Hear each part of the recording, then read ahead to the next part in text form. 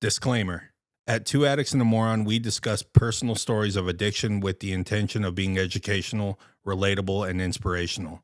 The views and experiences shared are those of individuals involved, are not meant to glorify or condone any illegal or harmful behavior.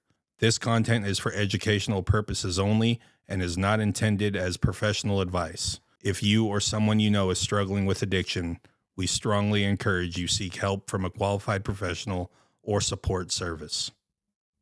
All right, and we are back like a vertebrae to another episode of Two Addicts and a Moron. Hey, dude, hey, look, I took that lyric straight from the Insane Clown Posse.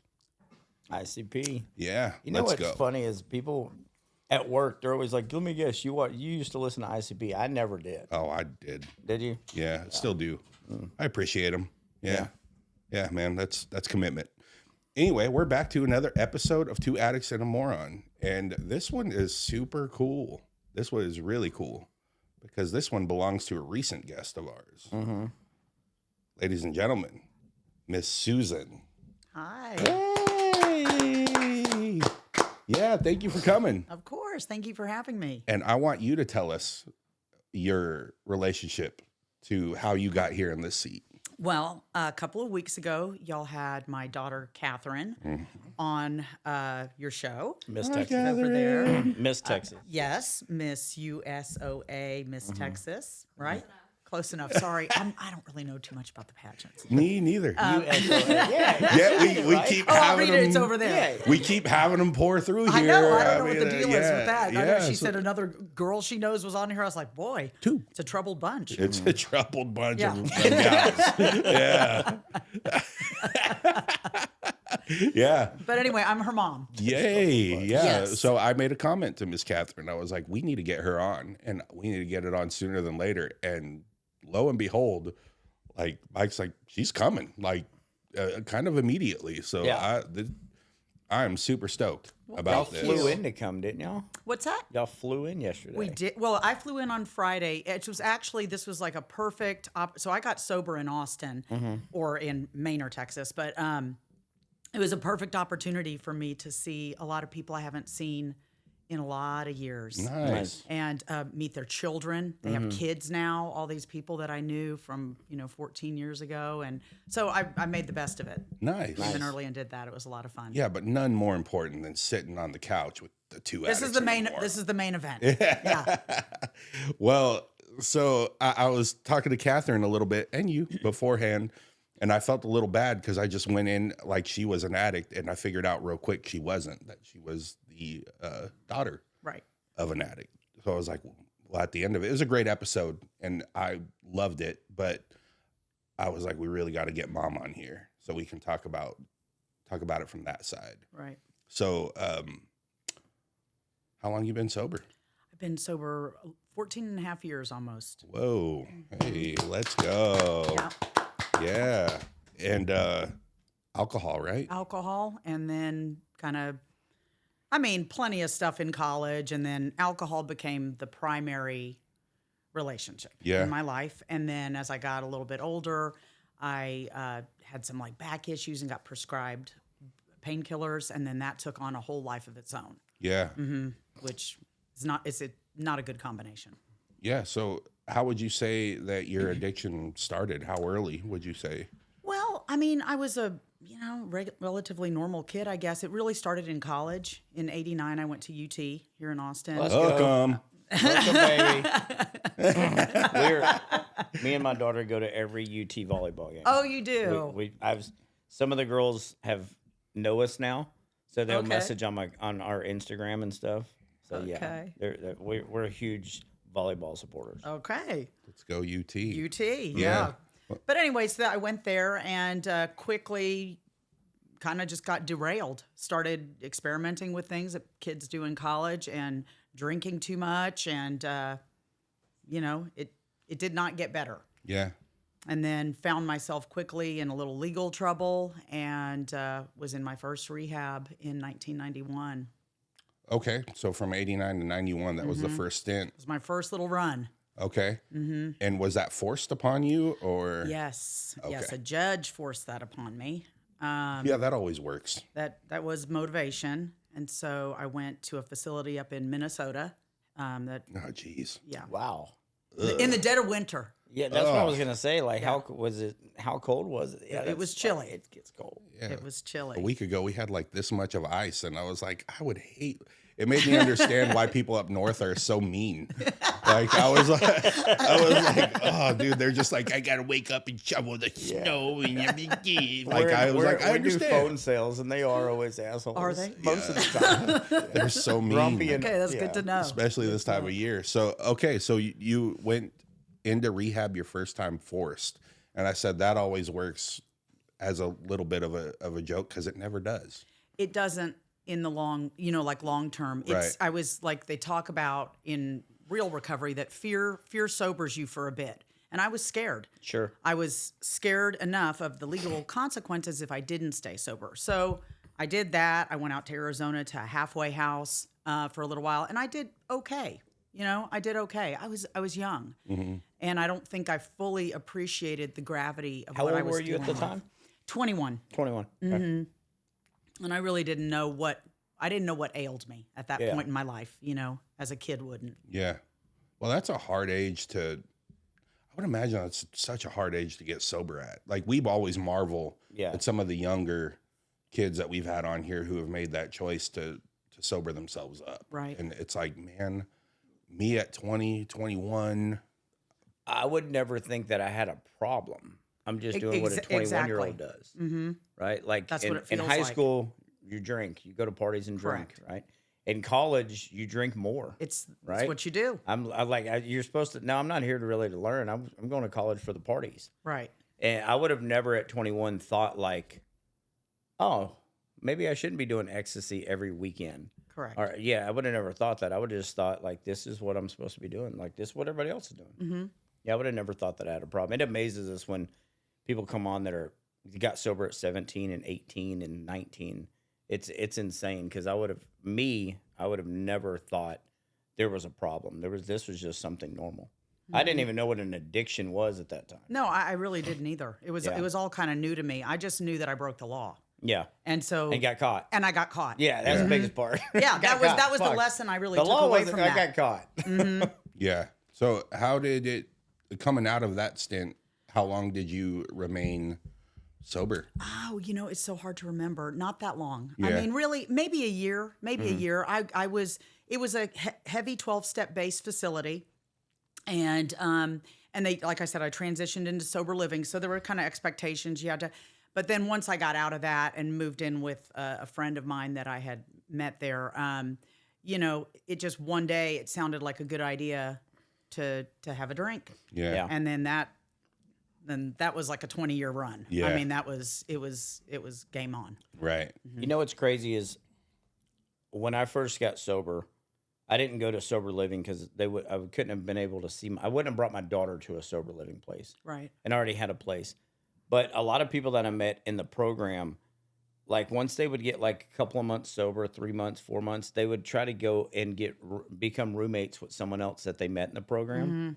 And I've never heard of that working, not one time. I've never heard of it working. Like either they both relapse or all three relapse, or somebody in the group does, and then they have to kick them out, and then there's so much resentment and they hate each other. I've never heard of it working ever. So a 20-year run after that. Well, that's what I say. During that time, it just progressively, the drugs stopped. The college type drugs Right. stopped, but the alcohol did not. Yeah. And that just became, like I always say, when I talk to people about alcoholism, it is a very slow, like, how other drugs are quick. Like, it doesn't take long to figure out someone has a problem with meth. Yeah. You know what I mean? Your life. Took me 10 years. Oh, I it didn't- did? I didn't know. Well, slow learner.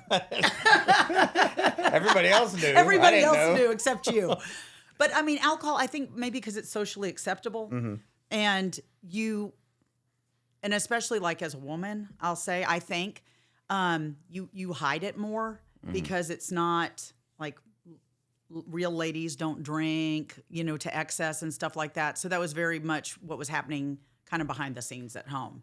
And then I got married, and then Babies came, and that was rough. Like Yeah. trying to manage my drinking while pregnant.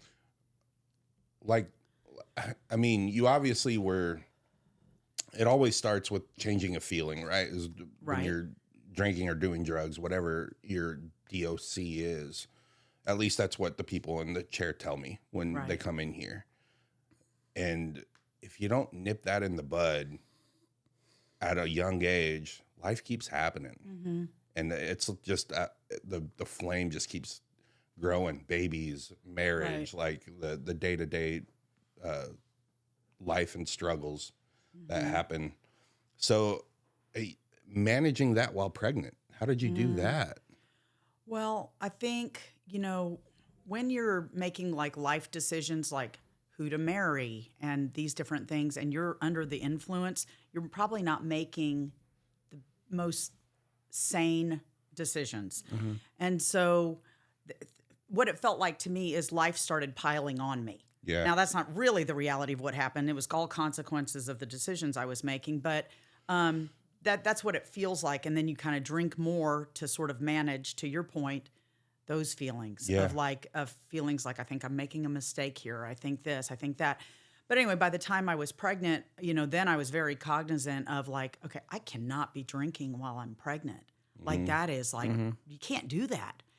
And so I white knuckled a lot of that. Not saying I didn't drink when I was pregnant, because I did. Yeah. But I managed it to the best of my ability. Yeah. Okay. So moving on, first of all, I say this every time. Alcoholics are the ones, when they come in, that's the one that fascinates me the most. Okay. And the reason why is because when you get better, it's at HEB, it's at 7-Eleven, it's at Chuck E. Cheese, it's in the mall. Like, there's no way that you're going to, meth, you kind of have to go. You got to go look for it. You got to go look for the meth. I mean, it's not hard to find, Yes. but it's way easier to find a 6-pack of beer or a bottle Right. of wine. Like, I mean, it just is. So I respect people who come out of alcoholism because of how everywhere it is. So moving into there was like an injury or something that happened where you ended up getting into some opiates, right? Correct. So I had some back issues and like went to the doctor. I was having neck pain and lower back pain. And I always say, looking back now, it was the worst diagnosis someone like me, an active alcoholic, could have received, which was, you have herniated discs. And at that time, OxyContin was a pretty new drug. What year was this? Oh boy. So the girls In the 90s? Yeah. Yeah. Yeah. Yeah, they just prescribe it to anybody. They gave it to anyone. They had those pill mills, right? Where I'm from, Southeast Texas, you could literally, they had doctors there that all my friends knew, that you could go in and pay like $150 for the visit, and then he would write you a prescription of whatever you asked for. Yeah, they cut down on a lot of those. Those are hard to find now. I don't barely think anyone can get prescribed it anymore. It's so highly addictive. Yeah, they used to be able to, they would get Xanax, Vicodin, Lortabs, remember those? Lortabs? Yep, I do. They would go get 100 of them. So they would pay $150 and then come out with $300 or 300 pills, and then pay for their prescription, then turn around and sell them or do them themselves. Yeah. It's frightening. Yeah, it's crazy. I how mean, they you watch used to that just- show Painkiller on, have you ever seen it? No. Ooh, it's all about that. It's all about the Sadler family who basically created OxyContin. Oh, I do know what you're talking about. Yeah, I did. I saw like those little clips that they do of that. Yeah. I really probably do need to watch that. You should watch it. It is frightening. Like how much money that family made. Sadler No doubt. family off There's of, no doubt. and all it was heroin. Like Yeah. all it was, OxyContin, from what I understand, is like what Adderall is to meth. OxyContin is to heroin. It's a legal Yeah, version. It's a legal version. It's very potent. So, so you got prescribed that. I got prescribed that, and that did not take I mean, I blinked and I knew like, I like you feel like this is the sad reality of it. Like you're almost instantaneously addicted to it. Mm-hmm. It's so powerful. Yeah. And so but because I had, a quote legitimate You had a reason. reason, the dosage kept going up. The dosage kept going up until I would go in there. And what the drug does to your brain, my understanding is that it literally tricks you into thinking that you're still in pain if you don't have the pill. Whether you are or not, I don't really know. But so then that doctor also started giving me morphine. Yeah, that was probably the withdrawals if you didn't have the pill. Yeah, exactly. But I didn't know that. Yeah, yeah. Your And I would brain's be just telling crying you, I in need it. pain. I was like, no, you don't understand. I'm in agony. And it was a dark time. It was a Yeah. very dark time. And that continued for a lot of years. It's a dark drug. It's a dark drug. It's a dark drug. I mean, But you know what's interesting? Because I got it legally, right? My sort of drug dealer wore a nice white lab coat. Yeah. I knew I had a lot of problems, but I couldn't identify that was like, I was like, well, I'm That being wasn't one prescribed of this. them. That wasn't Yeah. one of them. Yeah. And I clung really tightly to that. That I separated myself from other people, like that I saw that maybe had like a illegal drug problem and thought, well, that's not me. Yeah. So. how did you hide that from the babies? Well, here's the sad reality is my children really never knew me sober. Right. That was just how mom was. Yeah. So they didn't have anything to compare it to. Right. They didn't You know know, that there I was a was- problem. Right. And I did my best, oddly, as it may sound crazy, but like I really tried to be I didn't want them to see me drinking. They probably knew I took medicine or pills or whatever it was, but like they really didn't. I really did hide the drinking from my children. Okay. And so when Kathrine was on here, she talked about this is probably a few years down the road, but she talked about the incident where she found you on the bathroom floor, right? And that's when she knew that something was wrong. I'm sorry. It's okay. Yeah. She's going to start crying. I'm going to start crying. You're going to start. We're all going to start crying here, man. It's okay. So, and it was a very powerful thing that she was talking about. And I didn't want to dig in, and I want you to talk about it from your side at that point, because this bridges into what I understand was a intervention. Yes. Yeah. And No, and super important, I think, to talk about. So, at this point in time, Kathrine was probably 10, 12. 12. But things were, at age 10, I had, okay, well, I back up real quick because there's something that precedes this. So that I went to Hazleton in 91. okay. Then I call it my 20-year run of like nobody really monitoring too much what I was doing. I was sort of just like getting by. And then we had moved, it was weird. I used to always say, if I ever get back to Texas, because her dad was in the hotel business. And so we moved around a lot, which also was, terrific fuel for my alcoholism because I never really met people and I never had any relationships with people. So the neighbor really wouldn't know anything Right. was wrong with me. So you know what I mean? These are just all little side notes. But we had moved to San Antonio with a job of his. And I said, if I ever get back to San Antonio, I'm going to go to Laha. I was like, I got to get better. I knew something was wrong with me. At I knew this something point- was really, really, really wrong At with this me. point, did you Yes. like experience any kind of withdrawals or? I couldn't not drink. Okay. I was drinking all day. From the minute my ex-husband would leave for work, I was drinking, and I needed it. At this point, I couldn't not have it. What were you drinking? Vodka by that Vodka? time. Yeah. Yeah. I mean, You can put years that in a water bottle and just go about your day. You bet you can. I had my 7-Eleven big gulp cup with ice, and it's straight vodka. And I rolled around with it, and I walked around with it like it was nothing. So I want to rewind the clock a little bit because you gotta hang on. I go all over. Yeah, the place. no. This podcast goes on. Okay. Like, we don't prepare. We just want to talk, right? Okay. So when was it started with beer or wine coolers? You mean as a kid? Yeah, whenever. Strawberry Hill. Probably Cape Cod was my first. Okay. Cape Cod was the first drink I think I ever had in college. Okay. And I was like, this is great. The reason I ask that is it always seems like vodka is like that's the end result. Okay, you want to know why? Yes. Okay, so the reason why is I went through a lot of years. I love Scotch. I drank Johnny Walker or Black Label. That was my favorite. But when you start to have a real problem with it, people can start smelling that on you. Yeah.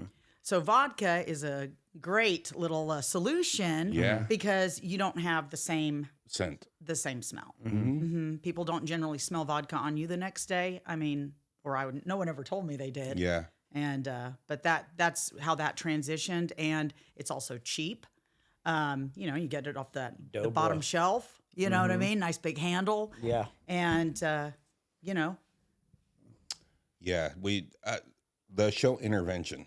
I used to watch that many years ago. I did too. And the alcoholics, it was always like vodka was the last one. And some of these dudes were, I mean, they just had a bottle of vodka, handles of vodka, and they're like tilting it up. And I don't know if anybody out there has ever taken just a shot of vodka. That's pretty gross. It doesn't taste like it's not the most gentle tasting. Well, you're probably right. You're like, it's an acquired taste. Yeah, man. Like, I mean, it's a great mixer with stuff, but She was mixing it with ice. With ice. Until I didn't want it diluted anymore. Yeah. And then room temperature Until the ice took away from it. Let me just get a cup. Just gonna pour it in a cup. It's just burning through the big gulp cup, through the styrofoam. Like, are you go get another one? But yeah. So, okay. So bridging into vodka and then coming into this incident. Right. So I had gone to that's why I was telling you that. So I had gone to this treatment center, and good treatment center, but again, I refused to follow their aftercare instructions. So I went through. I was starting to realize like the 12 steps might be important for me at that facility. But they said you need to go to aftercare, and I was like, you don't understand. I have 2 small children at home, and that was the kiss of death there. So I refused aftercare, and I went back home.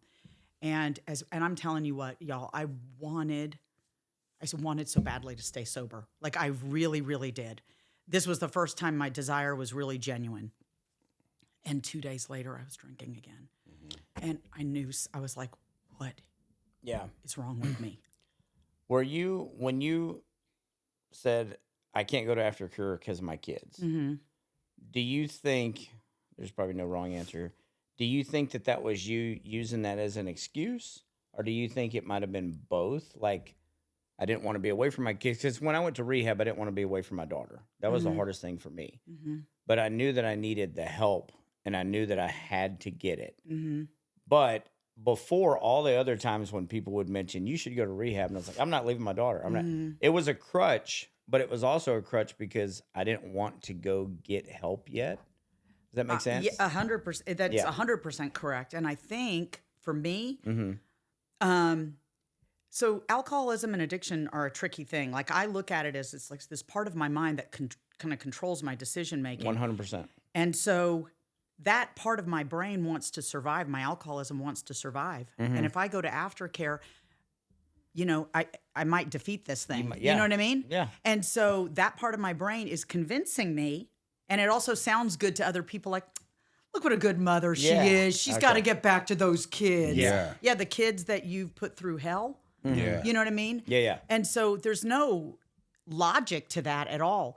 But you know what's hard about this is there's so few people that will really tell an addict or an alcoholic the truth. And that is the key, in my opinion, to real recovery. It's like confronting the truth of the way your life really is. And that didn't happen to me until 2011. But leading up to what you said about I had come out of treatment and decided that the problem was my ex-husband. I was like, okay, it's clear to me now. If I can get away from him, life will be better. Yeah. And I'm not saying that didn't need to happen. That probably, side note, probably did for both of us. Yeah. But I took the girls and I moved out. And now there was no one even like That you had to hide from. nobody I had to hide from anymore. Yeah. And it was, Got dark. it got dark. Yeah. Yeah. And so we were there in that house, probably, I'm trying to think. I mean, it wasn't that long, maybe a year and a half. And then, the pills continued, the alcohol continued. And that incident specifically she was talking about, I had a friend that suggested that I was anxious or something and gave me a Xanax, which was the last thing I needed with what was going on. But that was what I think that when they found me, I had overdosed. Yeah. Man. And I know that this seemed in your arc of the story of bridging into sobriety seemed to be like the moment, right? And this was the moment where now your kids clearly knew that there was a problem here. And my family knew. And even before that, she would talk about like when you went to the treatment, it was like, oh, mom just Going to Europe. Paris. Yeah, Yeah. Paris, and like kind of covering that up again. There's a bit of dishonesty It's in dishonesty. that. It's dishonest and covering up Absolutely. the problem. Whereas if you're just punched in the face with this, which I hate that happened for you and for them. I hate that it happened, but there is a silver lining in that because look at you now. There's a blessing and there's there's a a lesson. Grace in that moment, for There sure. was it was really it was horrible, but it was good that it happened. It had to happen. It It was either that or I was going to be found there and my children, which I heard what you were saying about your daughter, and I was so emotional listening to that on the interview you did with Kathrine, the podcast you did with Kathrine, because can you imagine your daughter finding you dead, No. scarred for life, right? Yeah, that's the worst possible. I can't even imagine. Yeah, My daughter would have just laid there beside me. I know, I heard Until you they found say her. that. She was too young to know what 911 What would she do? was. What's she going to do? Nothing. Nothing. No. What? Well, you guys are getting me, dude. Man, It's what we do to our children. Yeah. You know? this is that was rough. When she tells me in that moment, so many times in this room, when people tell me stories, it takes me a minute to figure out or digest what's being said, and I think hearing this all a second time is hitting me a little bit different, hearing it now from both ends, because there's so much perspective that you had to add to her story. And that's why I wanted you here, So this led into what she felt like she came into a intervention that she kind of missed out on. And I want to talk a little bit about that because I asked her a question in that. And do you think interventions work? Yes. You do? Okay. Now, it clearly worked with you because that was the moment where you went off and you actually found your sobriety, right? I didn't go off willingly. Sure. Kicking and screaming. Sure. But you also had the will in that moment. You said it yourself here that you wanted to be better. I wanted it, but I didn't want it. Okay. Okay. Did you think it was possible? No. By Okay. that point, I didn't. Yeah. I had no Hope. self-esteem. I was riddled with shame. I did not think it was possible. I think that's where a lot of people get. I know I speak for myself. I can't say a lot of people, but in my own opinion, I think that when somebody's been on a run for 20 years, 10 years, to where that's literally all that we do. Like that's my first thought every day was meth first. It wasn't yeah. my daughter. It was like I need to get high. And I think that we get to a point to where it's literally all that we've done and we've tried to get sober, and I would try to go days at a time, I know and I the couldn't even games. do it. It's like I would start getting depressed and start hating myself. It's like Yep.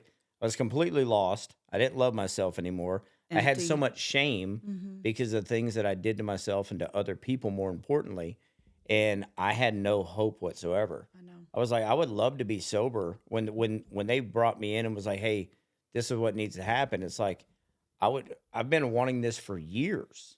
I just didn't know if I could do it. Right. Right. And I think that's where a lot of people throw in the towel, to where they're like, there's just no way that I can overcome this. That's what it feels like. Yeah. It's insurmountable. And that's that part of your brain, that drug, telling you, in my opinion, You'll you can't do it. never And get you over you this. can't exactly. do that shit. You and can't that do part, that voice speaks so loudly it. that It still does. and it still does. Right. Exactly. It still tells me Talks all to the you. time, you're a bitch. Oh. Yeah, come back to me. Yeah. But that's what I made a shirt one time, a quote. It said, after addiction, you got to find yourself, love yourself, forgive yourself, and reinvent yourself. Because those were things that when I went to rehab, I didn't realize how lost I was. And I didn't realize how much I didn't love myself anymore. And then when I went through the steps, they were talking about like resentment and how you got to forgive people and things like that. My biggest resentment was towards me. So I had to forgive myself more than I had to forgive anybody else, because I literally had so much hate towards myself for the things that I did to my daughter and as a dad and to my family. So yeah, I think that's a big part of people just feel like there's no hope in me anymore because I'm completely hopeless. Right. Hopeless is the correct word. Yeah. But for sure in your situation, and I'm assuming in your situation with this intervention, because he had what I would consider to be sort of an intervention Okay. at work, sort of, Okay. because Yeah. I mean, but with him, all excuses of why he couldn't go Oh yeah. were yeah, getting yeah. taken away. It was like, okay, Exactly. I'm paying your bills, dude. Like we got your rent. I've got your rehab. Like we all there was a collective of people around him that we're going to handle everything. Somebody took his dog. Like, it was, there was a group of people around that were like, zero excuses. We got you. Go get better. Right. And this intervention sounded like you had a really strong kind of support system around you that was waiting for this moment. Well, that's probably true, but for me, my truth around it is that there was a lady, the interventionist that was there, just told me, she said, I will call the authorities and have your children taken from you if you don't go. Oh, let's go. And I knew deep within me that I was not a good mother. And I was scared to death that would happen. So I got in the car. Did I want to go at that point? Like I said, I wanted to be well, but I did not want to go back to treatment because I had no hope that it would work. But I went. Yeah. But I went. I bet. And then the fallout for these children was devastating because they came home from school and I wasn't there. So Right. that part of the intervention, if I could have changed it, if I could look back and wish that didn't happen to them, or that they could have been told maybe ahead of time, I don't know. I can't rewrite it. Yeah. The end result is I'm healthy, alive, and I'm the mother that I always wanted to be to them. Right. So if that's the path that I had to be led down to get us there, then I can't really argue with that. Yeah. I mean, I don't, talking to Kathrine, when she talked about coming home, I was like, oh, you weren't part of the intervention at all. You just kind of saw the aftermath of it. So Thursday morning, they left for school, and I had gone back to bed, and someone was banging on my front door. Yeah. Well, in hindsight, I know you can't rewrite anything now, but it worked. But it worked. That's why I say interventions do work, but you have to have sufficient power with a lot of people that are how far down the scale they are. Yeah. And you have to have something that You got to figure out what matters to them because everybody has something. And for me, it was my children. Yeah. And it sounds like it was for you too. Only reason I got sober. Right. And No, so I stay sober now for me too, and for the people around well, me. But, yeah, of course. yeah, but I had to have a why, You had to have some sort of motivation. and it had to be bigger than me. Mm-hmm. Because if it's about me, I'll quit. I don't. Absolutely. I'm okay with. I'm what okay with this life. Yeah, but with her, yeah. So with your kids, that was your why. It was my whole motivation. And what was that time in rehab like? It was initially horrible. Obviously, I went to detox first for a week. Stop that. Yes, talk about the Time out. detox. Talk about detox. on alcohol, because I know that's so much different. God, than, that's so much different. I feel like when I was in rehab, the people that were in there for alcohol suffered for the first week. You do. And the ones that were in there for heroin or fentanyl suffered for the first week. Meth is just real depressing, and I can sleep through that. But alcohol, let's talk about the detox and alcohol. How does that feel? Well, they say I think maybe a doctor would back this up. I don't know. I like to think I'm a doctor. Yeah. But you can Probably are more qualified than But some. I did stay at a Holiday Inn You probably are Express more last night. qualified than some for sure. Yeah. Well, they say the really only two things that you detox from that you can die from are benzos and alcohol. Yeah. The detox is brutal. Now, heroin and opiates, you feel like you're going to die, but it's not really probably going won't, to kill yeah. you. But that combination of an opiate detox and alcohol detox was, a lot of it, thank you God, I don't remember. I think they almost put me in a drug-induced state. Yeah. I was in bed a lot. I went to Texas Star out here. I don't know if that place is still open or not. But I was there for a week, and I really have very, very few memories of it other than trying to maybe take a shower by myself, and the staff would come in and tell me to get back to bed. Like I wasn't allowed to do that. It was a blur, in all honesty. Yeah. Probably better that it was, but Probably. that's the way I've always understood it too. Was withdrawal from alcohol, withdrawal from benzos will kill you. Literally.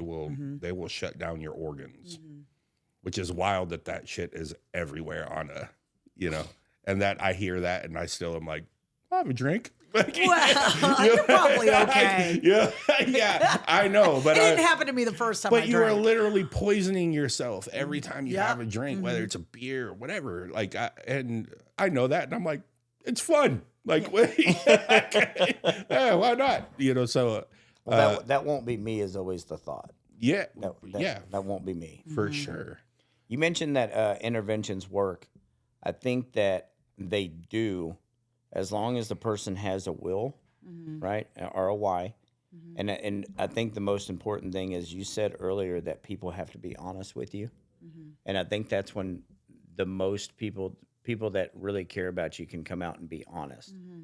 And I think that's where it makes it work if those two things come in a line, and then you have a want to be sober. Would you agree with that? I would. I think addiction and alcoholism to a large extent are like a disease of delusion. 100%. And it's like how I view my life and how I'm managing it and how I'm parenting my daughters. And it's not really the reality of Right. what is going on. And so people kind of like your family trying to tell you that in an intervention it has a value. Don't get me wrong, it doesn't.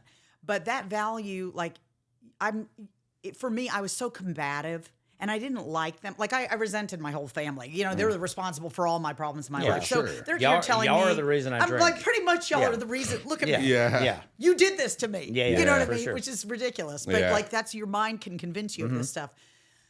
So it was more important for me to be told the truth once I got to treatment. And I am so blessed that God picked the perfect place for me to go. Old school treatment facility in Manor, Texas, where it was not about like, oh, we feel like you're depressed. And well, I'm probably depressed because I'm drinking like a fish. Yeah. That's probably why I'm depressed. It's not What the year- depression came first. What year were you in Manor?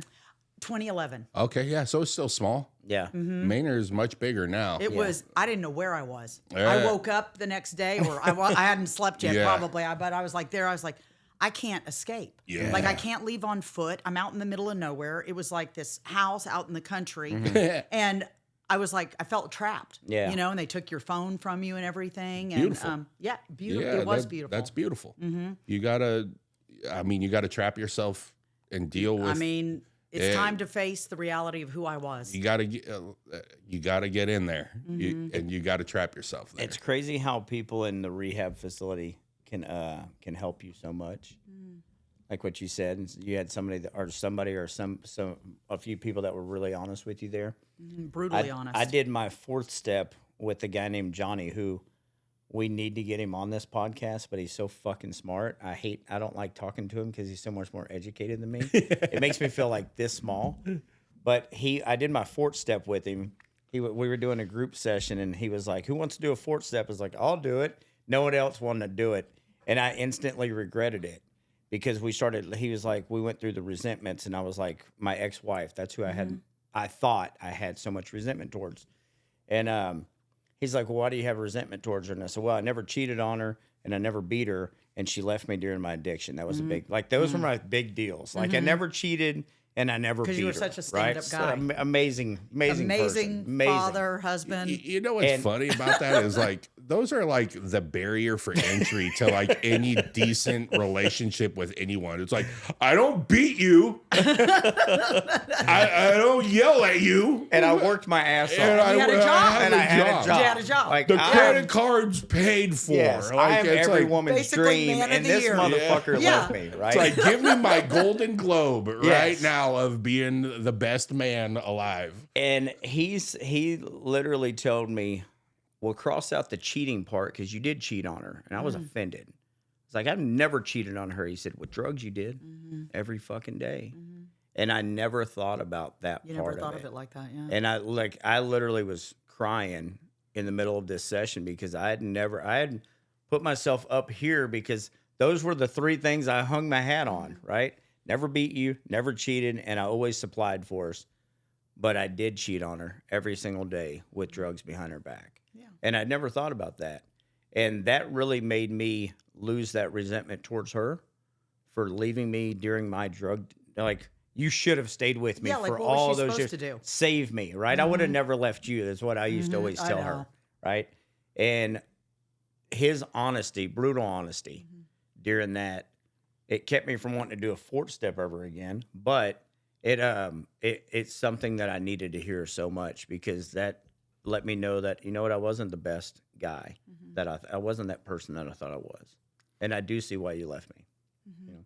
And that's the kind of saying when I really think about it, in talking to, like, you know, Kathrine and Alex, my relationship with my daughters now, every relationship in my life now is based on its honesty, because I lived in dishonesty for my entire addiction and really my whole adult life up to the point of actual sobriety. You know what I mean? Not just Right. and around just a group of women that nobody else had ever had the courage before in my life. It was another mother that said it to me, of all things, and she looked at me and she said, "You are an unfit mother." Ooh, I was just about to ask, what And was the hardest thing you heard? That was. I remember having. We did a thing called Circle, and this is when everybody. Oh, yeah. Okay, so it was one of my first circles there. I was a new resident, and I was sitting there, and you had to sit and open body position, and you accepted feedback from each other and stuff, and really, it really is a beautiful, like, experience. It doesn't feel like that at the time. It's horrific. But this woman said to me that I was an unfit mother, and I remember having a physical reaction to that and just kind of collapsed forward in my chair because it was like somebody, for the first time in my life, exposed me. Yeah. And because I knew it about myself inside, but somebody else said it out loud. Yeah. Well, that's the thing about our character defects, right? Like, we don't realize that people can see them. I know. We know we have them, Yeah. but we think that we hide them so fucking well that there's no way. Like, I know that I'm not the best dad, but I put on such a front, and I tell myself that I am, that when you tell me, just like I thought I was a great husband, but whenever he told me, no, you were a cheater, you cheating on her with drugs, I knew that. I just never, it was something that I needed to hear. Just like when someone said you're an unfit mother, you probably knew that deep down. I did. But when someone said it to you, it's like, fuck, they know now. Now everybody knows. Everyone knows. That's what it feels like. It feels like it's a very raw experience. I'm so grateful for it. I really am. As painful as all of that was, and I was there a long time. I was there 5.5 months inpatient. Wow. I was there a long. I think a lot of it was when you think about how much years of damage you do from daily drinking for 20 years and put the drugs on top of it, how long it takes your brain to even start clearing. That's why I don't really think 30 days in treatment is enough for most people. Yeah. It really isn't. I agree with that. You're setting them loose, back into society, and they don't have the skills yet to really understand the gravity of what they're dealing with. Because once I really knew how serious this was, I knew I had to do everything they were telling me to if I was going to stand a chance. If you were going to survive. Yeah. I've told more on that before. Like, I didn't start feeling normal until 6 months. Yeah, after that's about right. I still felt like my brain started coming back at about 6 months of me being off of everything. Because I mean, how much sleep depression, or is that the right word? Sleep deprivation. Deprivation. Yeah. I'm not the smartest person. How much sleep deprivation I did for 10 years on meth. I can't imagine on meth. Right? I mean, there's days that I didn't sleep for 3 and 4 days. It's crazy.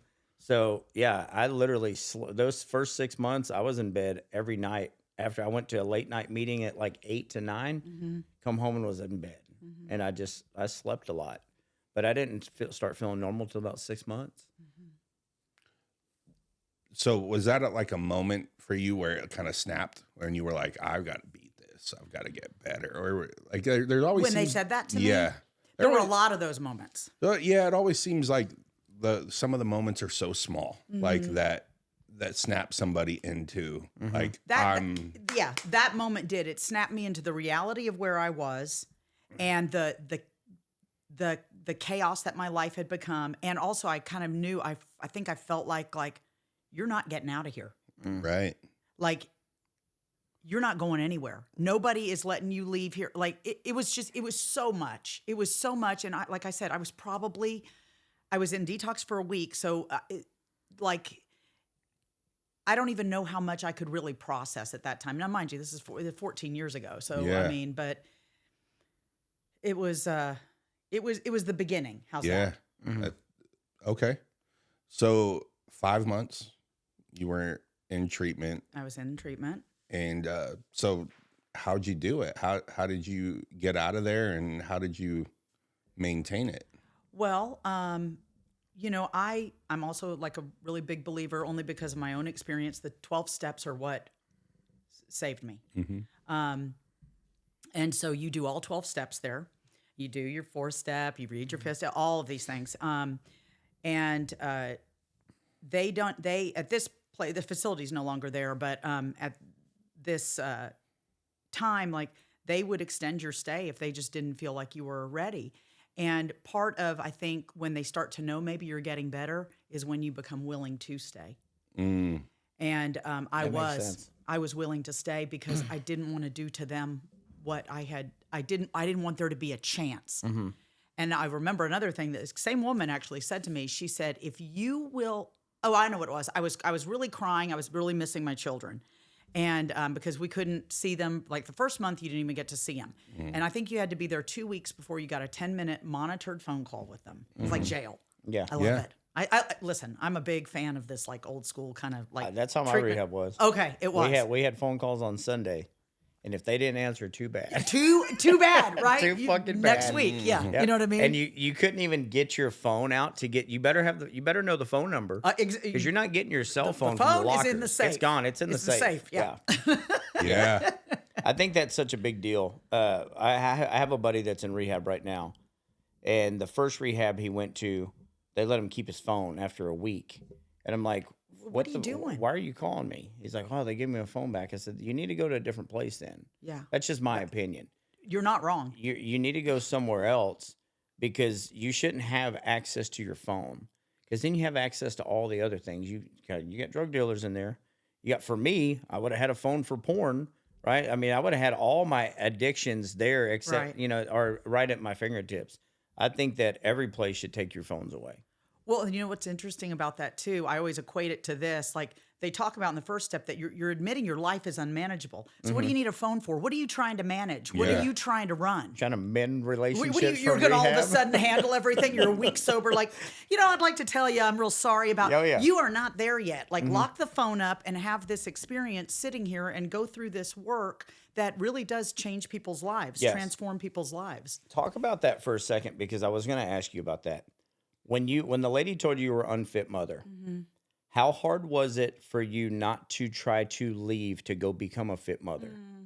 Because whenever I was told, there was when I did the phone calls with my daughter, every single time I wanted to leave to go be with her, right? But I knew I couldn't. It's not that I couldn't. They would have said, "Fine, go ahead, walk home, right? Yeah. Walk your ass to HEB and have someone That's come pick you up." Yes, yeah, because there were some of them that did it. Oh, and plenty of them did. Yeah, some and of them then, did it. next day and they'd I be was there back. January and February. One of the guys left at 3 a.m. Okay. And they said, "Walk." It was raining. Okay, good He for walked him. his He ass to went- he HEB, did. and then he sat up there like. He said people thought that he was homeless because he had a garbage bag of all with this his shit. clothes, okay. And his little guitar. And he ended up coming back 2 days later. Okay. But there was always a few times where I wanted to leave because as I'm getting a little sober and a little, I guess, smarter in my mind, I feel like I see all the damage that I did and now I want to go fix it, right? But I can't go fix it because I'm not even fixed myself. You're not well yet. And that's what the text used to say is, what are you going to fix? Right. What are you going to go be a dad now? Right. Because you don't even know who You're not you ready. are, right? So will you talk about that? Like that's such a big deal when people are in rehab, in my opinion, where all of a sudden they think they're fine and they want to go save the world, and then they get back out there too quick, and then they realize I didn't even save myself. Correct. Yeah. Well, I had an experience with that in, what was it, when I went to Laha? That was my experience with it. So I was grateful kind of that had happened to me, because I knew, like, okay, me making the decision of when I think I'm ready to go back out, my kids need me so badly and all of this, I already could look back on that, and they pointed me to it pretty quick. The staff, they're like, you already did that. You tried that. You left. You didn't follow through with everything that a group of sane people said you needed to do in order to fully recover. You know what I mean? Yeah. And so you want to do that again? And then, so yes, of course, I wanted so badly to be back with my daughters. And I remember I never knew, you know how people talk about the word heartbreak, like your heart broken? I never knew what that word meant until I was at this facility in Manor, my first night, and my heart literally felt broken. I missed my children so much. And I wondered who was going to make their lunch, and were they scared? And literally my heart, like a physical, but I think I don't really, I mean, there were times I wanted to leave, but they were short-lived. Yeah.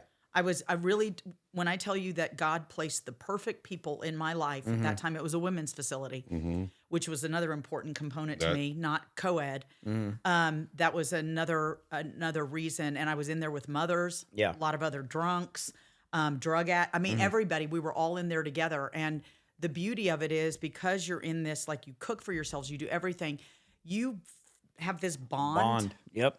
And those are the same people I am friends with in my life today. The people I know I can call. You know what I mean? And the miracle is, here's the real miracle of it. You know, this is a high relapse disease we suffer 100%. from. The women, most of them that I went through with, are all still sober today. That's awesome. Yeah. Nice. I think that's important that you said, like, there are those small gaps. But my texts and the other guys in there, when I'd be like, man, I miss my daughter, I want to go see my daughter, they would say, go cry it out. Go cry it out. Go Yeah, cry it yeah. out and get through it. Go talk to your community. Yeah, go cry it out. Go talk to somebody, or you can talk to me, because that's going to pass in 15 minutes. That's right. Just cry through it. Rather than, if I make the decision and I'm leaving, then I'm fucking leaving. Right. Right? So don't make that decision. Go cry it out and realize that she's fine. and that you're going to be better for whenever you get out, but you're not getting out today. And learning to walk through those emotions because we don't do that. We don't do it. We pour alcohol on it or meth or whatever we do to avoid our feelings. Yeah. Well, we haven't felt those feelings in That's so right. long. And they feel super overwhelming, or they did to me. Yeah, they're definitely overwhelming. You probably needed to be heartbroken long before you were heartbroken. This is also true. That's like almost like a workout. You know, like you feel so much better after a workout, right? Like same kind of thing. You know, that heartbreak was a long time coming for you, you know? It was. And look, it sounds to me like you did all of the things the right way.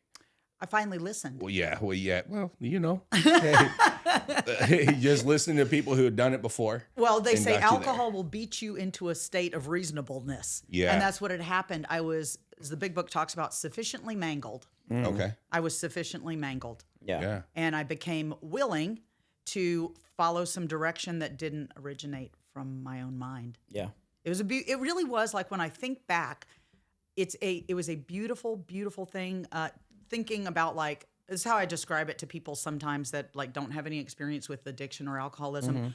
I say it was like the crossroads for me. I was out of ideas of how to do this on my own, and I was out of options.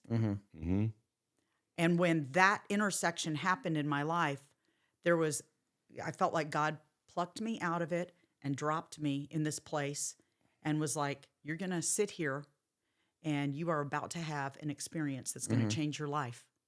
And it happened. Yeah. It's kind of like how the steps talk about it, right? How, like, where the insaneness, just every bit of it. And whenever you're able to finally listen and be willing, I think that's the biggest deal. If You you're have willing, to be willing. yeah, when you're willing, then you can little start just a little willing. Yeah, just willing to do something different. Just something, anything Yes. different, willing to follow a suggestion. Just willing. Yeah. And then you see, for me, I would take that step. Like, I remember a lady, one of the techs that was there at the time, she would tell me, well, are you praying in the morning? Are you starting your day with some prayer? And I didn't have any kind of connection to anything outside of a bottle of vodka. I really didn't. I didn't know what I believed. I didn't know anything. I was so detached from life. But she said to me at the time, I told her, I said, well, I don't ever think about that in the morning. She goes, well, why don't you put your cigarettes under your bed? And she goes, and then you'll be on your knees when you wake up in the morning already. Yeah. And I did it. Yeah. I took that suggestion, and it started something that I continue to this day. I start my morning reading a devotional, something to get me, like, in that place of gratitude. Yeah.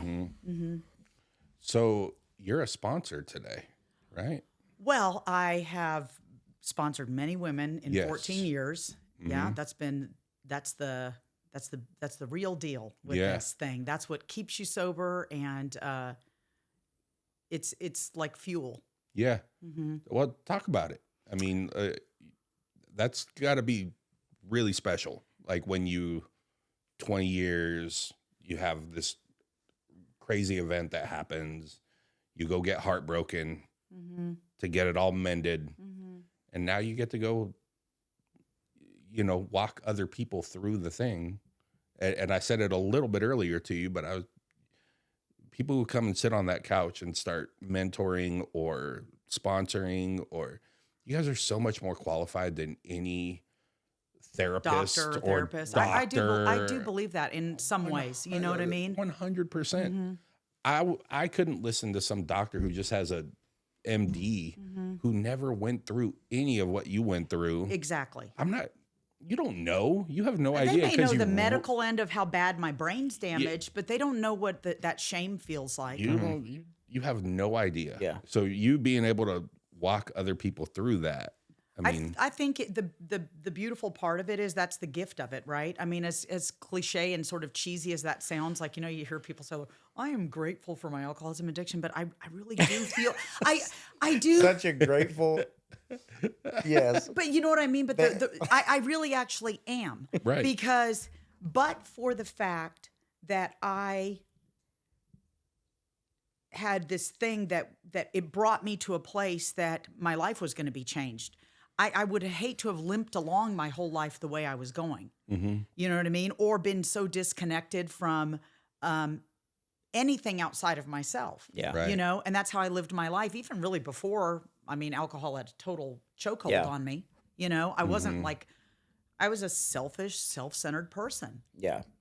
It made know? you who you are. Yeah. So Right. in that aspect, you know, not to, like I said, there is gratitude there for it. Yeah. But to your question about working with other women, they were big on that. The facility I went to, that you were already sponsoring people. Really, you were doing fifth steps with the newer residents. You were there, sort of mentoring them as they came through, and then they got you. So they in were the preparing rooms. you. Oh, Yeah. very well prepared. I mean, I am so grateful to that facility and the program that they had there. And there were no real doctors or anything there. There were no even clinicians at this time. We kind of called it the Wild Wild West. Yeah. And I think it was so effective. Yeah. Good. It was so effective. And so being able to then share, it was other women, other alcoholic mothers that helped me.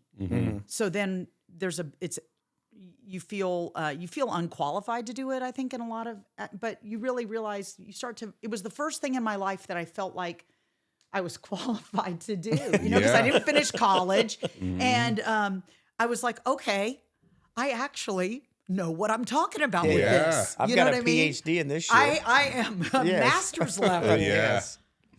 Yeah, that's awesome. And so to watch other women get well, it's really cool. Matter of fact, like, I mean, I'm a lot more, in full transparency, I'm a lot more detached from the meetings and all the 12-step work than I was early in my sobriety, because my life has changed a lot. And I used to get, when I was newly sober, I had a lot of fear around that. Like, I was like, oh, they say if I don't like stay like like this. But that's not really what the big book of Alcoholics Anonymous says. It talks about you grow in your spirituality. And that's happened to me organically. And so one of the gals I went to see yesterday morning, that I was her sponsor she's been sober now, 13 years. So I was like about a year and a half sober when I started sponsoring her. Like, she doesn't call me for anything anymore. Like, there's not that level of like, I don't want to say neediness, but like, she's not like actively like struggling like you do when you're early and you need a sponsor so much. Like, my sponsor's been my sponsor since I was a year sober, and she's still my sponsor, but it's more of a friendship now. Right. Yeah. It's It's evolved. not like you're calling her because you're not on fire every day I'm not anymore. on fire every Yes. day anymore. Yeah, Like, yeah. I call her, I'm like, listen, I'm off the chain with this, you know, customer at work or whatever it is. And she's like, okay, reel it in, crazy. Yeah. You know? And so she still has that ability to do that with me. Yeah. But she's a big part of my life. And so. Well, I think this would be a good time to bring Miss Texas into the fold, because Okay. I got a couple questions to ask Okay. the both of you. We'll figure this out. Okay. Like, just get over here and we'll punk rock our. Welcome back. Thank you. Yeah. So, to Mom, what were your thoughts about her getting into pageantry? Yeah. Oh, boy. I just want. Well, Yeah. Are you asking me honestly? I'm asking Okay. you very honestly. So I was totally caught off guard by this. Yes. I mean, she told me this, but I mean, I was like, okay, well, my first thing was like, aren't you too short? Because I grew up watching the ones on 6 TV foot on one, 6 Saturday foot, night. yep. They're all at least 5'8". Yeah. She's 5 foot tall on a good day. And but anyway, my really main concern at the time, she was studying for her CPA to sit for that exam. And I felt like this pageant thing was a distraction from that. So I wasn't super happy about it at the beginning, but I am now big supporter, big fan. Big fan. Big fan. Yeah, you got to lean into it. Yeah. So, a second follow-up question to this. Her cause, she had to pick a cause for this. She picked yours. I know it. I know. That's pretty against the grain for their world, right? And that is, it has a very like punk rock spirit to it. It's like, I'm not gonna go down this road of like, not to say that this cause isn't great, but like pediatric, World peace. your world peace type of, Yes. these easy, right down the middle of the lane sort of thing. She chose your cause. Well, really, and I guess I look at it like hers, because that was her life experience growing up. A lot of years I wasn't as present as I should have been. And she has a unique perspective. There's an authenticity about it, right? So I've always tried to tell the girls since I got sober, it's like you have to use the things that have happened to you in your life, and what God's given you is the way you'll really be able to affect another human being's life. Kind of like what you guys are doing here. It's a beautiful thing that you do. There might be somebody listening that they're like, oh, I didn't think about it that way, or whatever it was. And she has a unique perspective as the child of an alcoholic. Yeah. And what that feels like to grow up like that and to have an experience of a mother taken away from you, Yeah.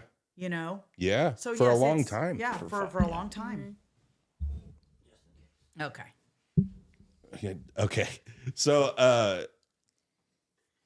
I know you talked about this before when you were on, but picking this lane,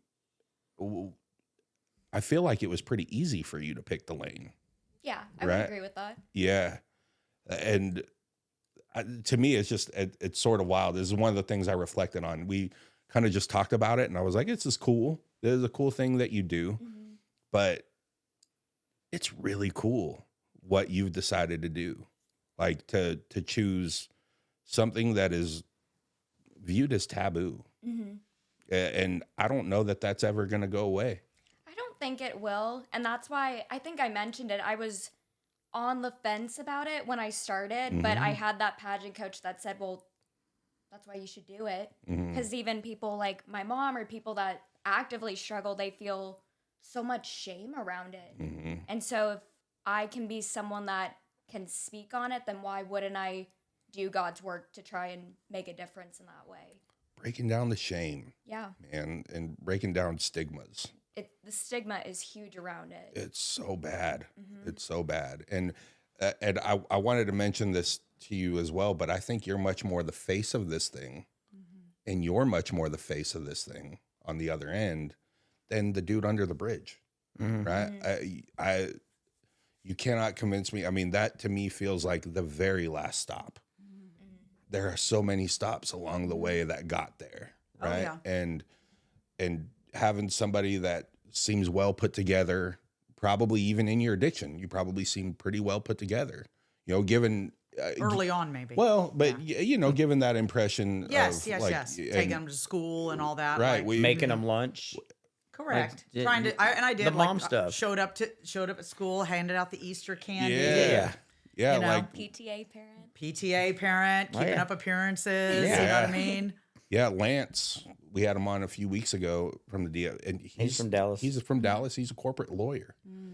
Showed up, shirt tucked in, and I'm like we're a couple dirt bags, right? Obviously, White trash.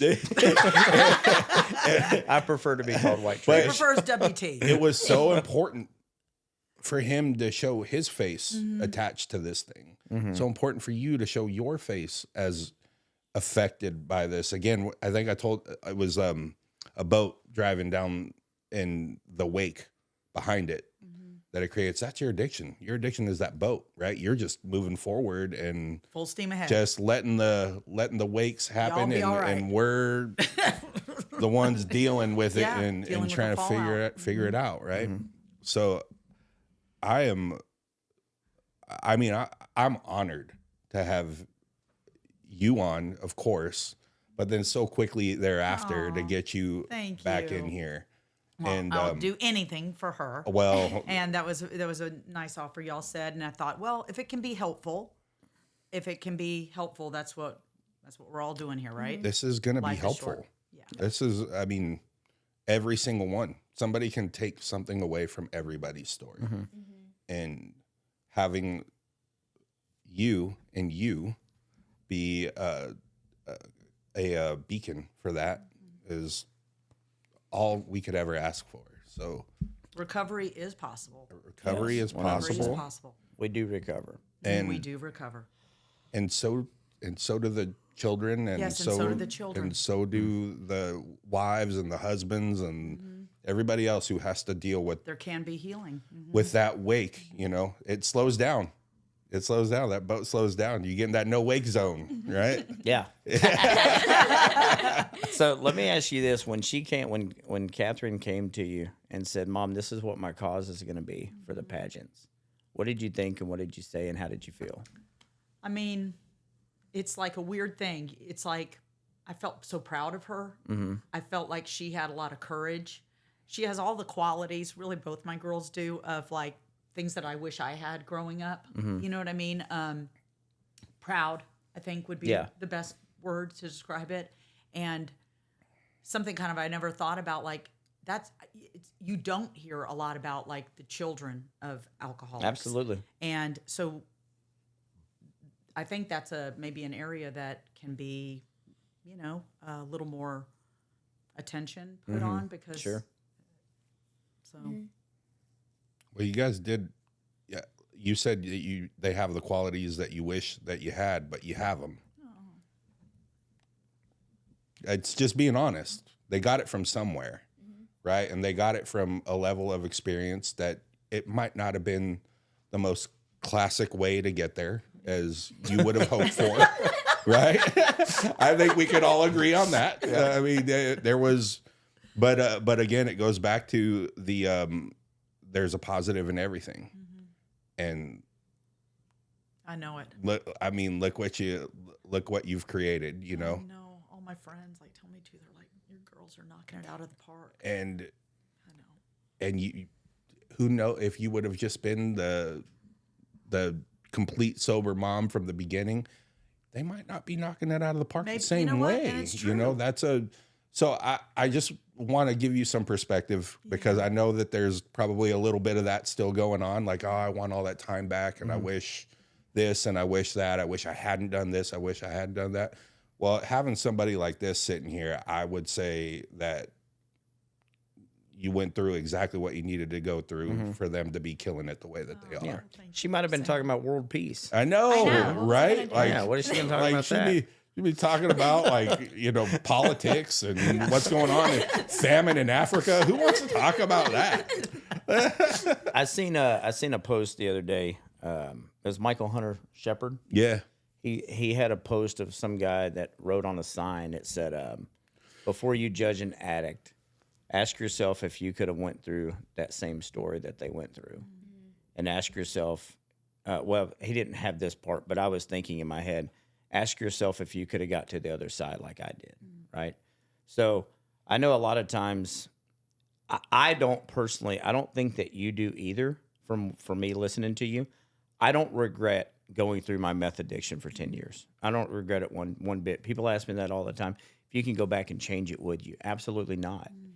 Even though, because one, I can't change it, but it also made me who I am. Exactly. And it also made me the person that I can go and pay this forward and try to help as many people as I can. And it also taught me to teach my daughter at a very young age about everything that she's going to come up to where things are starting to pop up in her life now. And she's like, I got that. My dad taught me about this. And you know, that was something me and her mom had struggles with in the beginning because she thought that I was way too honest. Like what you said, our program is all about honesty, right? Run an honest program, right? And those little lies that we used to do, we don't tell them anymore because we just don't do that. So I was so honest with her whenever I got out of rehab when she was 6 to where she's 10 now, and things that are starting to pop up in life, she's already aware of and ready for. Whereas her mom, we just talked 2 days ago about this, and her mom was like, I kind of used to get on, she didn't tell me this, but I know she was thinking it. She used to get on my ass about being too honest with her about life. Okay. And now that life is starting to happen, she's like, oh, you've already talked to her about She's that. well-equipped. You've already taught her about that. And yeah, so I think your story had so much effect on them, but also had so much positive effect on them as well. Because now, look what she's doing now. I know it. You know, Yeah, it's kind of crazy. it's kind of, she took a negative and turned it into a positive. Absolutely. Yes, she did. And she's running with it. Like she is the torch that is running with it. She picked up your torch and ran, man. It's so cool. Like it's really, really cool. And your other daughter's killing it too as well. She absolutely let's is. not leave her out. No, let's not leave her out. She's God been, forbid she you know, calls mom and says, "You motherfuckers didn't talk about me." Fuck both of y'all. Hello, Alex. Hi, Alex. Hi, Alex. Yeah. So look, thank you guys Oh, thank so you so much Thank you for coming. Talk about you have stuff that you have out there, right? That In March, right? Nationals is March, yes. Yes. And then Shatterproof, the organization I serve as an ambassador for, they do, I don't know if I've ever mentioned this, but they do walks across the country. And so their walk season is going to be coming up too. And that's a great way to be involved with addiction stigma and their causes. Let us know. We'll come walk with you. Yeah. Yes, Yeah, it's in we'd love to Dallas. do that. Let's do it. Awesome. We'll We'll drive team or and fly. everything. Let's go.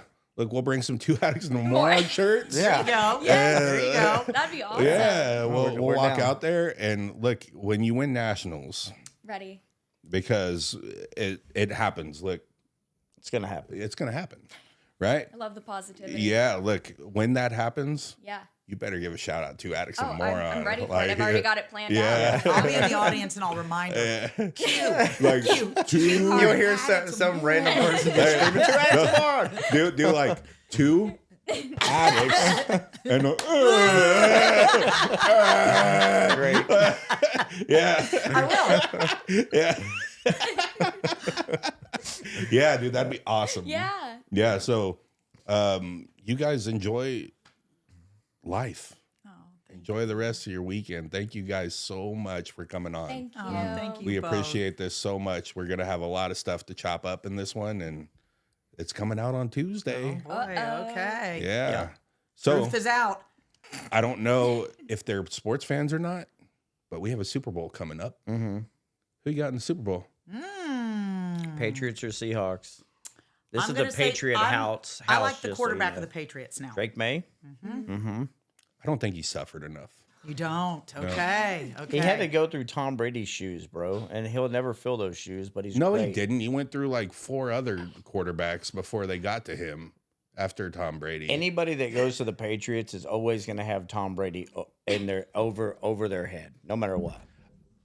Tom Brady's the greatest. Every quarterback. Tom I don't Brady, feel you're that the greatest. organization has been terrible long enough yet. I think they needed a couple more we years. got spoiled with Tom Brady. Yeah, that's what I'm and saying. You're Bill spoiled, Belichick. and We you were get back to spoiled again. We were literally in the Super Bowl every other year. It felt But like. I hate the Seahawks. So go Hawks. Okay. See. Go Pats. See, he talked all that shit Yeah. just to say, and Tom Brady's the greatest. Well, Joe Montana has something to say about No, he that. doesn't. No, he But doesn't. Stop. Tom, you're the greatest. Who's your pick? Well, now I'm scared to say after your comment. She's not a Seahawks fan. No, but my USOA Mrs. Texas, her husband won the Super Bowl with the Seahawks. So I feel like I have to kind of Wow. Oh, who knew? She's not. what? Could know. Jared Oh, you Smith. know? Oh, okay. Jared Yeah. Jared Smith. Jared Smith. Wow. Never heard of him. No, Oh. I'm teasing. Well, that's cool. Yeah, I couldn't believe it, but she brings it up so casually. So I was like, oh, wow. And he wore his Super Bowl ring, and he's like, do you want to try it? I'm like, it's the size of 2 of my fingers, but okay. You're like putting your whole hand in there. You're like, yeah, those things are huge, man. Oh my Well, gosh, let's yes. just say he didn't win that Super Bowl against the Patriots because 2 years ago, or 2 years after they won the Super Bowl in 2000, they played the Patriots and they got beat by the Patriots. Yes. Yeah, I gotta say Patriots. That Sorry. was in Sorry, Brianna. 2014. That was when they had the Legion of Boom. Yeah. Yeah. Okay. So 2014, we beat them in the Super Bowl. All right. wow. And we're going to beat them in the Super Bowl in 2026. I'm a huge Love it. Patriots fan. I know everything about the Patriots. Okay. wow. Well, Okay. I'm sorry to bring that up and spring that on you at the end of But our Jared, episode. good job on the ring. Yeah. Right? Yeah. But you guys are the best. Aw. Thank you. And, Hold on, Mom. um, Who are you picking? Oh, I said I'll take Patriots. Okay, let's go. Well, definitely Okay. now. Yes, Well, let's now go. I need to take Patriots. Yeah, What's- we're all yeah. on the same page. We're here. all- Yeah, we can do it. Did y'all drive in your car or her car? Because if We- it's in Cats, I'm going to flatten the tires. It's a rental. All right. Even better. Well, look, I told her we're gonna apparently go walk We're and walking. stuff. We're gonna do some When walk. does that start? Walk season is summer and fall because Texas gets hot. So Texas seems to be the one in the fall, like the last one, so it's not as brutal. But their walks are all over the big major cities in the U.S. Okay. Just let us know. Cool. Let us know when you're about walking. that. We'll come walk. I will. And Thank if you ever need us for anything or need to shout us out, like I tell everybody, once you sign your name on that wall, your family, and if you need us for anything, come holler, and the door's always open to you. Very sweet. Or somebody you want to refer. We need to get Alex in here Oh, now. if I it- feel that's like what I was we saying. should. Let's get Alex in here. Let's go, Alex. Come on, Alex. Like, bring in the whole family. The whole Look, family's if, here. if she comes on, y'all can have that couch. Yeah, then Moron can y'all go there. sit We'll there. switch. Yeah, Y'all- it'll be We'll super set 3 cool. mics up, and y'all can just go to town. All the Susan Parnells The in whole the house. family reunion. Family reunion. Yeah. All right. No more intervention. No more. No, God, no. Well, we got another one in the books here, Yep. ladies and gentlemen. Thank you so much. Appreciate you. Love everybody. Do the liking and subscribing. Yeah. You know, all the things. Comment. Comment. English, thanks for watching my dog. Yeah, when I was on the yeah. rehab. You brought that up. Yeah. I didn't Forgot- I haven't forgot forgot about about it. I Tookie. texted him while you were doing that. I Oh, you said, I did? love you. Thank you so Thank much. you for watching the dog. Watching my dog. That was my last thing. No one's gonna watch Nobody's my dog. gonna watch the dog. He's like, I'll watch it. I said, it's not even trained. It's gonna shit and piss all over your house. He said, I don't give a fuck. So yeah, he watched my good dog friend. for a month. Yeah, man. Yeah. Thanks, English. Love All you. right. Well, we got one in the books. Thanks for dressing up again. Thanks for I do. dressing up again. Let's So go. she always looks like this. I have a feeling she drives around town with this I'm on. so sure. Get over yourself. Well, we're out. Peace.